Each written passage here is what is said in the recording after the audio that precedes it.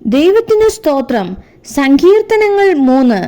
യഹോവേ, എൻ്റെ വൈരികൾ എത്ര പെരുകിയിരിക്കുന്നു, എന്നോട് എതിർക്കുന്നവർ അനേകർ ആകുന്നു. അവന് ദൈവത്തിങ്കൽ രക്ഷയില്ല എന്ന് എന്നെക്കുറിച്ച് പലരും പറയുന്നു. നീയോ യഹോവേ, എനിക്ക് ചുറ്റും പരിചയം, എൻ്റെ മഹത്വവും എൻ്റെ തല ഉയർത്തുന്നവനും ആകുന്നു. ഞാൻ യഹോവയോട് ഉച്ചത്തിൽ നിലവിളിക്കുന്നു. യഹോവ തൻ്റെ വിശുദ്ധ പർവ്വതത്തിൽ നിന്ന് ഉത്തരം അരുളുകയും ചെയ്യുന്നു.